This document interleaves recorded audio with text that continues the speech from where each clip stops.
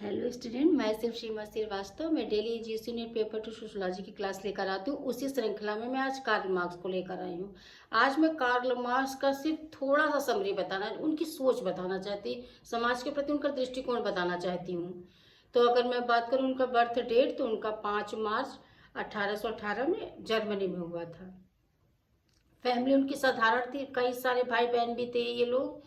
और अगर प्रभाव की मैं बात करूं तो हीगल पे प्रभाव इनका पड़ा। और फ्रेंड की बात करूं तो फ्रेडरिक एंजल्स इनके फ्रेंड थे, जिनके साथ इन्होंने मिलके बहुत सारी बुक लिखी थी होली फैमिली लिखी थी। फिर जर्मन आइडियोलॉजी कम्युनिस्ट मैनिफेस्टो जो 1848 में आई थी बुक, उस पर उन्होंने पूरा रखा ही था। कम्युनिस्ट मैनिफेस्टो में उन्होंने बोल ही दिया था, संसार के सारे मजदूर जाग जाओ, तुम्हारे पास खोने के लिए कुछ नहीं बेड़ियों के सिवा। ये इसी कम्युनिस्ट मैनिफेस्टो में था। अब मैं डेप्थ की मैं बात करना चाहती हूँ, तो हो गई सिंपल सी बात। अब मैं जो डेली कॉन्सेप्ट लेती हूँ उसका मैं आधार बताती हूँ। मैं कल आपको बताऊंगी क्या, कल मैं आपको ऐतिहासिक भौतिकवाद बताऊंगी। ऐतिहासिक भौतिकवाद ये मैं क्यों बताऊंगी, क्योंकि सबसे पहले तो मार्क्स का दृष्टिकोण समझिए समाज के प्रति। वो कहते हैं कि जैसा अर्थ होगा, जैसा खान पान होगा, जैसे मटेरियली होगा, वैसा ही समाज होगा।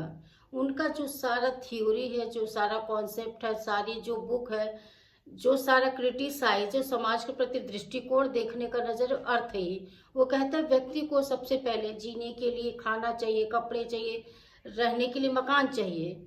उसके बाद ही वो धर्म सोचता, उसके बाद ही वो राजनीति में आने की सोचता।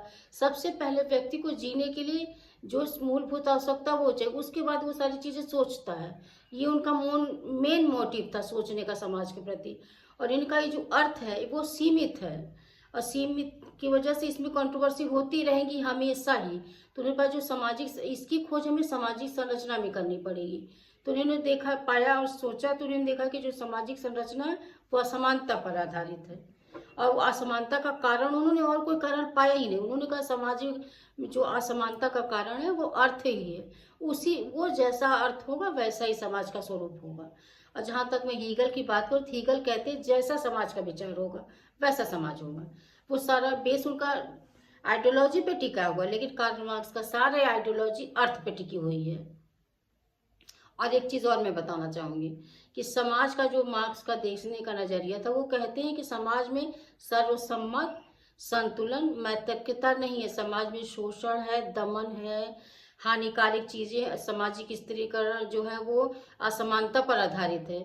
वो ये चीजें अपने मन से उन्होंने नहीं कही। हर थिंकर के पीछे समाज को देखने का जो नजरिया हो, तो उस समय के तत्कालिक समाज की स्थितियां परिस्थितियां भी काफी हद तक प्रभावित करती है व्यक्ति को। उस काल मार्क्स के समय ये स्थितियां रही होंगी जरूर, जो उन्होंने ये सोच देखा कि समाज में मैत्रिकता नहीं है, दमन है, शोषण है, शासित वर्ग जो है कि शोषण करते हैं मजदूर वर्ग का, इन्होंने ऐसा पाया। तो उन्होंने ये बात समाज में, ये चीजें हमें सामाजिक संरचना में देखा।